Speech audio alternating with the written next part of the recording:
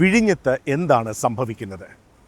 ഭാരതത്തിൻ്റെ അഭിമാനമായ വിഴിഞ്ഞം ഇൻ്റർനാഷണൽ ട്രാൻസ്ഷിപ്മെൻറ്റ് ടെർമിനലിൻ്റെ പ്രവർത്തനം തകൃതിയായി നടക്കുന്നുണ്ട്. പക്ഷേ നാട്ടുകാർ ഉത്കണ്ഠാകുലരാണ്. ഈ കഴിഞ്ഞ ദിവസം പരമ്പരാഗത മത്സ്യത്തൊഴിലാളികൾ അദാനി പോർട്ടിൻ്റെ ഡ്രഡ്ജറിൻ്റെ പ്രവർത്തനം തടയുകയുണ്ടായി. എന്താണ് കാരണം?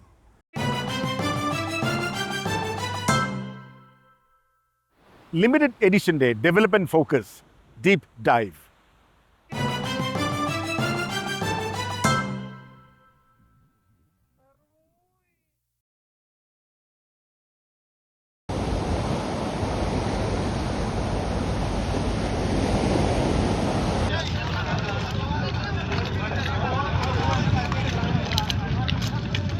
പോർട്ടിൻ്റെ ആക്ച്വൽ പ്ലാൻ അനുസരിച്ച് അവരുടെ മണ്ണ് ഡ്രഡ്ജ് ചെയ്ത് പോർട്ടിൻ്റെ ഭാഗത്ത് അവർക്ക് നികത്തേണ്ടത് ആ പോർട്ടിനുള്ളിലാണ്. അപ്പോൾ അവർ ആ പോർട്ടിൻ്റെ യഥാർത്ഥ പ്ലാന് വിട്ടിട്ട് അവർ ആ പോർട്ടിൻ്റെ പുറത്തേക്ക്, അതായത് അടിമലത്തറ ഭാഗത്തേക്ക് തീരത്തേക്ക് വന്ന് അവിടുത്തെ മണ്ണെടുത്തിട്ടാണ് അവർ പോർട്ടിനകത്തുള്ള ആ കടൽ നികത്തുന്നത്. അങ്ങനെ വരുമ്പോൾ ഞങ്ങളുടെ കടൽ തീരങ്ങൾ നഷ്ടപ്പെട്ടു പോകുന്നു. മത്സ്യത്തൊഴിലാളികളുടെ മത്സ്യബന്ധനത്തിന് പോകാനുള്ള ആ ഒരു സാഹചര്യം അവിടെ നഷ്ടപ്പെട്ടു പോകുന്നു. അപകടങ്ങളുണ്ടാകുന്നു. വള്ളങ്ങൾക്ക് കയറ്റി പോകാനായിട്ട് പറ്റാത്ത രീതിയിൽ വലിയൊരു കുഴി അവിടെ രൂപപ്പെടുന്നു.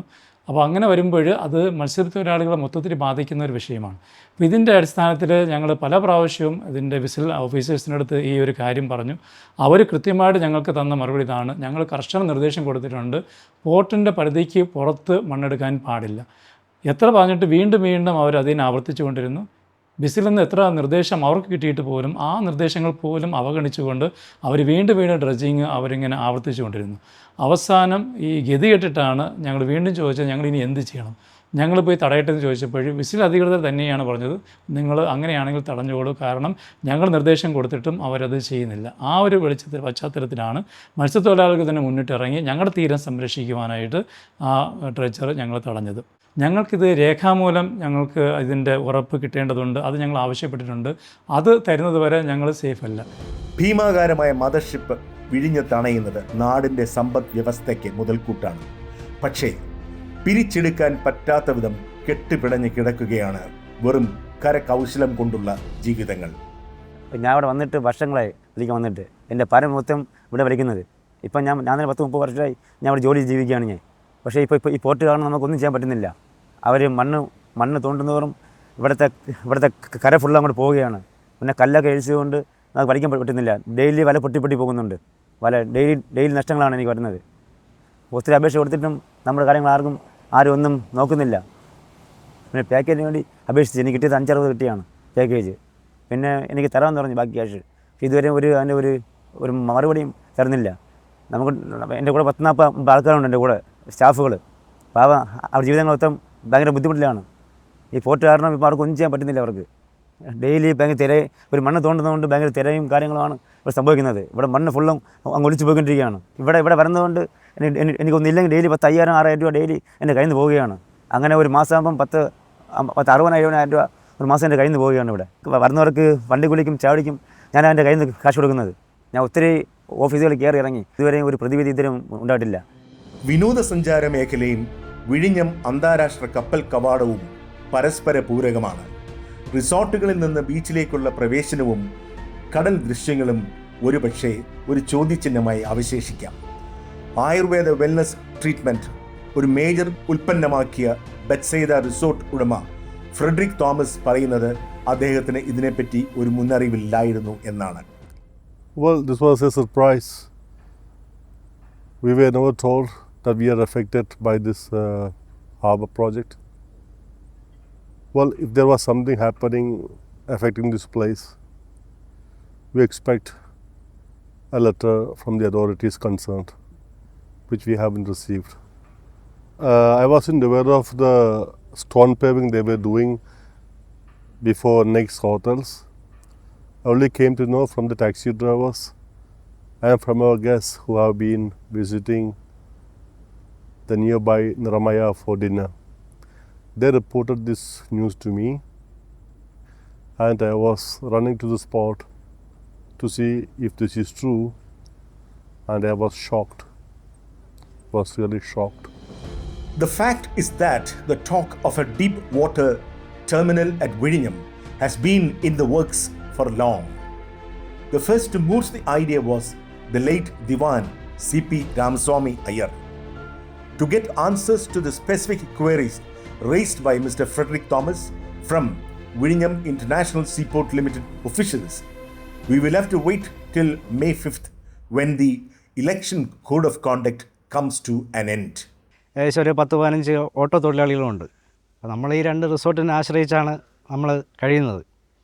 അപ്പോൾ നിലവിൽ ഒരു 6 മാസത്തെ ഓട്ടം കിട്ടും, പിന്നെ ഒരു 6 മാസം അങ്ങനെ വലിയ ഓട്ടം കിട്ടത്തില്ല. ഏകദേശം ഈ ഭാഗത്ത് ഒരു 8 റിസോർട്ടുണ്ട്. അപ്പോൾ നമ്മുടെ ഉപജീവന മാർഗ്ഗം എന്ന് പറഞ്ഞാൽ ഈ ടൂറിസമായിട്ട് ബന്ധപ്പെട്ട് നിൽക്കുന്നതാണ്. ഇപ്പോൾ തന്നെ ഇവിടെ വരുന്ന ടൂറിസ്റ്റുകൾ ഒരുപാട് പേര് കംപ്ലൈൻ്റ് ആകുന്നുണ്ട്. നമ്മൾ ഓട്ടം പോകുന്ന സമയത്ത് അവർ നമ്മളെ അടുത്ത് പറയുന്നുണ്ട് ഇങ്ങനെ ഇത് വരുന്നത് കൊണ്ട് അവർ അടുത്ത വർഷം വരത്തില്ല. കാര്യം ഇവിടെ ഒരുപാട് റിപ്പീറ്റ് ഗസ്റ്റുകൾ എല്ലാ വർഷവും വരുന്നുണ്ട്. അപ്പോൾ അവരൊന്നും ഇനി അടുത്ത വർഷം മുതൽ ഇങ്ങോട്ട് വരത്തില്ല. Well, I don't know if they do right or wrong, but before our eyes, this is really wrong. First of all, they have informed us what they are doing with this place, how this is going to affect us. That's not been informed, as I said before. But you to be aware, we aren't against any developments. We are for the developments. But when the developments are affecting and hitting us and our nature of work, then it's a matter to be thought about and discussed between parties.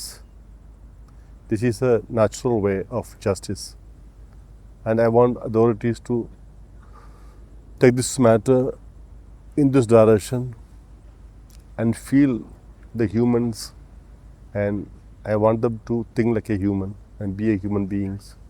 This is all in the hands of God, and I believe truth will win.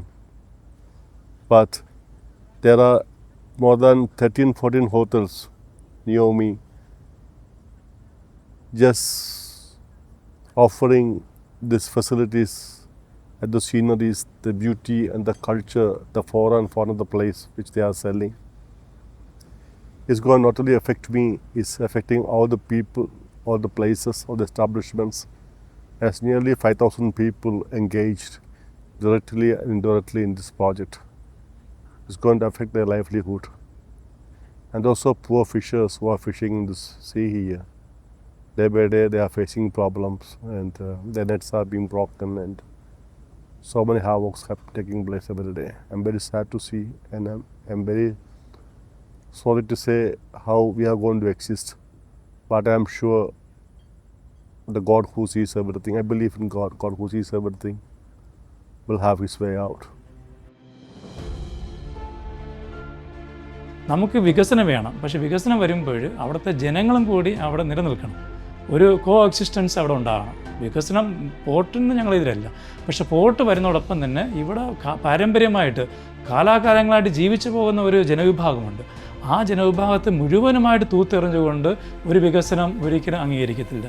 ഞങ്ങൾക്കിവിടെ പരമ്പരാഗതമായിട്ട് ഞങ്ങൾ മത്സ്യബന്ധനത്തിന് പോകുന്ന ആൾക്കാർക്ക് മത്സ്യബന്ധനത്തിനൊരു തടസ്സമുണ്ടാകാൻ പാടില്ല. ഞങ്ങളുടെ തീരം സംരക്ഷിക്കപ്പെടണം, ഞങ്ങളുടെ ഭവനങ്ങൾ സംരക്ഷിക്കപ്പെടണം, ഞങ്ങളുടെ തൊഴിൽ സംരക്ഷിക്കപ്പെടണം. ഇത് വരുമ്പോൾ മത്സ്യലഭ്യത കുറയുന്നുണ്ട്, ഒത്തിരിയധികം പ്രശ്നങ്ങൾ ഞങ്ങൾ നേരിടുന്നുണ്ട്. അപ്പോൾ അതിനൊക്കെ ഒരു പരിഹാരം ഉണ്ടാകണം. അതോടൊപ്പം തന്നെ അനുബന്ധമായിട്ട് ഈ പ്രശ്നങ്ങൾ നേരിടുന്ന മറ്റാൾക്കാരുണ്ട്. ഞങ്ങൾ എല്ലാവരുടെയും പ്രശ്നങ്ങൾക്ക് പരിഹാരം ഉണ്ടാകണം.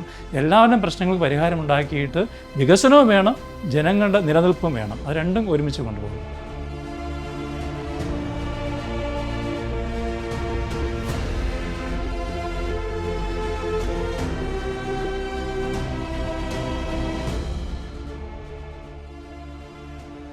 ഇത് വളരെ ഒരു അൺഈക്വൽ ഫൈറ്റാണ്. അതിന് ഒരു ഉദാഹരണം ചൂണ്ടിക്കാണിക്കുകയാണെങ്കിൽ, വിഴിഞ്ഞത്ത് വന്ന മദർഷിപ്പിന്, ഏറ്റവും ഭീമാകാരനായിട്ടുള്ളൊരു മദർഷിപ്പിന് പരമ്പരാഗത മത്സ്യത്തൊഴിലാളികളുടെ ഏകദേശം 1,00,000 കട്ടമരത്തെ ഉൾക്കൊള്ളാൻ സാധിക്കും. അതുതന്നെ കാണിക്കുന്നത് എന്തുമാത്രം സാമ്പത്തികമായിട്ടുള്ള അന്തരം, അസന്തുലിതാവസ്ഥ നിലനിൽക്കുന്നുണ്ടെന്നാണ്. അപ്പോൾ വിഴിഞ്ഞത്തെ പ്രശ്നങ്ങൾക്ക് പരിഹാരം ഇവിടുത്തെ ടൂറിസം സെക്ടർ നന്നാവണം, അതിനെ ഉൾക്കൊള്ളണം, ട്രഡീഷണൽ ഫിഷറി സെക്ടറിനെയും ഉൾക്കൊള്ളണം. പക്ഷേ ആരും പറയുന്നില്ല പോർട്ട് വേണ്ടാന്ന്. അപ്പോൾ ഇങ്ങനെ ഒരു സന്തുലിതമായിട്ടുള്ള ഡെവലപ്മെൻറ്റാണ് വിഴിഞ്ഞത്തിന് ആവശ്യം. This is me, John Mary.